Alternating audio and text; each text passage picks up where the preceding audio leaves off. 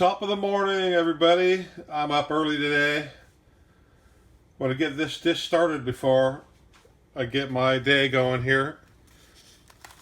Today, we have tons of chicken legs again. You see the market had chicken legs for 58 cents a pound, so I kind of stocked up on these. And I've been figuring out a way to pre-cook this meat and package it. I'm going to set it here in the crock pot, and what I like to do here is cook all these chicken legs in the crock pot and pull all the meat off the bones to save space. And then also I season it differently each batch I do, so that way I have different flavors in the freezer and in the refrigerator that we can have on a daily basis, quick meals without cooking for a long time. So anyway, this is a good one to pre-prepare some food for the family, and stay tuned and watch. This is going to have a different twist than my last one. Okay, let's get after it. You see, I put all the chicken legs meat side down, poked them all in there as much as I could, and I had a couple extras that wouldn't fit. I put on the top. We're going to start with a cup of water and some Coors chicken broth powder, or you could use a can of liquid chicken broth, whatever you have handy. Okay, I'm going to add a few tablespoons of soy sauce. Okay,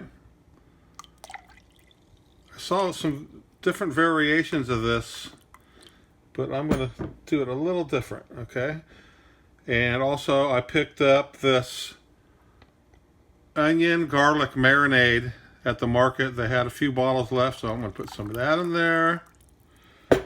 Probably going to end up dumping the whole bottle, and then also a few tablespoons of minced garlic. This is going to be the garlic lover's chicken here. Okay, and we're going to have one more ingredient we're going to put in later, which is a surprise, and you're going to love it. Okay, but anyway, we're going to mix all this stuff up here real quick. Pour it in here on our chicken so it'll have a nice little hot bath for about 4 hours. Okay, oh, that's going to be perfect. See that? You don't need to fill it up all the way to the top, but you need to at least submerge all that meat so it'll heat up and the liquids will soak into the meat.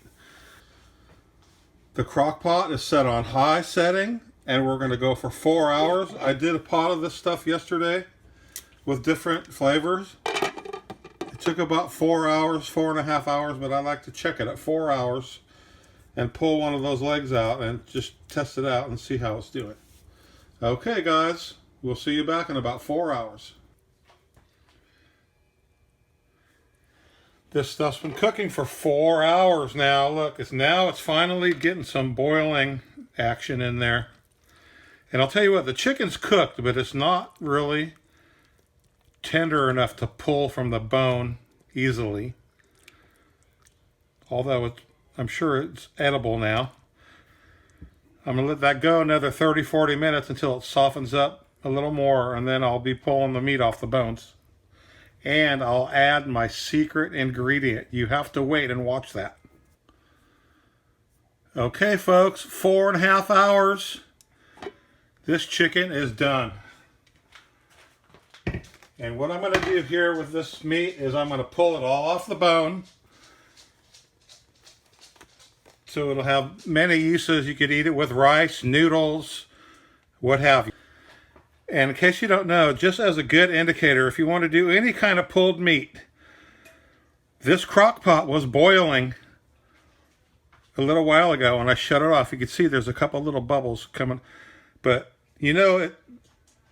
liquid boils at around 215, 218 degrees or something like that. Almost any meat will fall apart and off the bone for pulling when you get about 200. So it kind of takes the guesswork out. So what we're going to do here is we're going to take some of this chicken and I'm going to pull the meat off. See how easy it comes off? And I'm going to do the best I can to take off the little bone that's hidden inside here, and the cartilage on the kneecap, and just end up with bone. And it's okay if you leave a little skin in there. It doesn't hurt anything. But watch that. Look how easy it comes off the bone there. Okay, there's a little bone there. Okay. But yeah, I'm going to pull all these, separate the best I can. I'm going to go through it again when I'm all done. I always do, but this is most of it's going to go in freezer bags for eat it later. See, there's a little kneecap cartilage thing, but it's still chunky. Just take your time doing it. It's good if you have some of these heat-resistant gloves. This stuff is really hot. Or you could even let it cool down a while before you do it. All right, I'm going to pull all this meat and I will be back. We still have our secret ingredient to add afterwards. Hang in there. Well, now that I've picked all the bones out of this, I tried to be gentle and not break it up too much, but you know, it's going to happen. The secret ingredient. Well, you know, at the beginning I put in soy sauce, garlic and onion marinade sauce, and some chicken broth sauce. So now, if any of you are experienced, you're probably going to know, but it's honey, guys. There's a half a bottle of honey still right here. I'm going to put it all in. And one good thing is this is still warm, so I can melt the honey in here. But this is such a big crock pot. I'm going to put half of this container of honey. But that's really a great combination if you never tried it before. Soy sauce, honey, and garlic. There's a lot of Asian dishes that they do that with too. Okay. Got that in there. And stir it up. Make sure it mixes all together. I know I'm going to find a couple little bones in here still, even though I was careful to get them all out, but hey.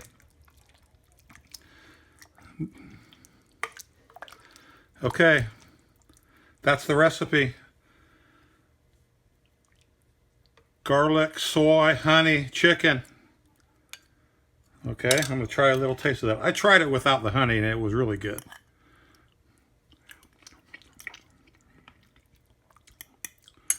Good. Actually could probably use even more honey, but it did sweeten it up quite a bit. Okay, folks, try this at home. You guys will love it. Serve up some white rice, some veggies, and this stuff on top. You have an awesome meal. Thanks for joining me again, everybody, and we will see you next time. Take care.